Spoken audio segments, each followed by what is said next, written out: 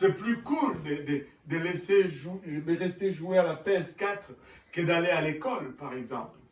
C'est plus le fun de jouer au b-ball dehors que d'aller à l'école. C'est plus agréable de jouer à catch avec des ballons de football américain que d'aller à l'école. Et même juste rien faire, c'est plus agréable que d'aller à l'école. Juste rester dormir, c'est plus agréable que d'aller à l'école. Mais donc,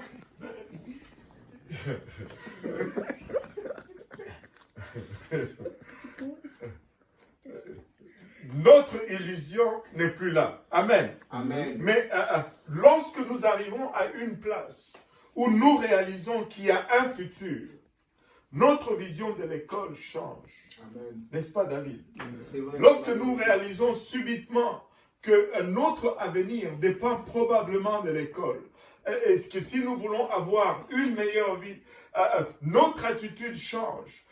Nous avons moins besoin de quelqu'un à nous motiver pour étudier. Il y en a qui aiment tout simplement l'école. Il y en a qui étudient tout seuls, sans qu'on les force ou les encourage. Il y a des enfants anormaux comme ça, comme Sifa, Déborah, des enfants qui aiment l'école, qui vont passer des heures à étudier. Mais en général, Jonathan, oui aussi, mais en général, nous aimons mieux faire autre chose.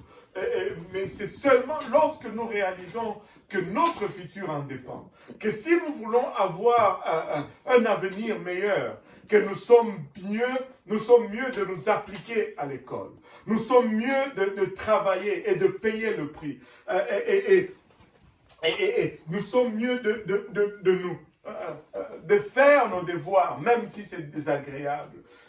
Parce que nous réalisons qu'il y a un futur à venir. Alléluia, qu'il y a un futur à venir. Laissez-moi vous dire ceci. Notre vie chrétienne est étrangement parallèle ou semblable à la même chose.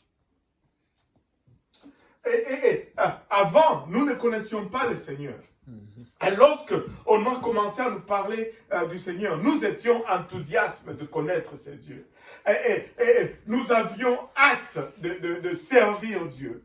Au début, nous vivions dans cette illusion. Nous pensions vraiment que ça allait être quelque chose de cool, d'agréable. Et au début, pour aller à l'église, nous sommes prêts avec nos beaux vêtements, nos beaux costumes. Et nous sommes allés à l'église, nous avons appris cette vérité. Mais soudainement, nous nous sommes rendus compte que c'était peut-être un peu plus long que nous le pensions. Amen. Amen. Nous réalisons finalement que ça demande un peu plus que pour ce à quoi nous nous étions engagés.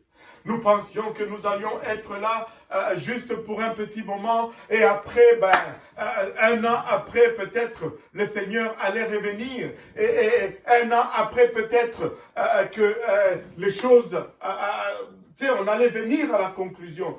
Mais malheureusement, nous réalisons que ça prend plus de temps que ça demandait. Ça prend plus d'efforts que je l'ai pensé. Ça prend plus de temps que je l'ai pensé. Ça prend plus d'efforts que je l'ai pensé. Ça prend plus de sacrifices que je l'ai pensé. Et carrément, honnêtement, à vous dire, ça serait plus cool de faire autre chose que de vivre pour Dieu.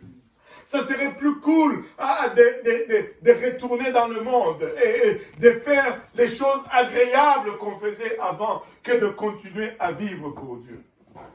Mais tu réalises à quelque part qu'il y a un futur comme pour l'école. Il y a un avenir qui t'attend. Il y a une éternité qui t'attend comme pour l'école. Alléluia.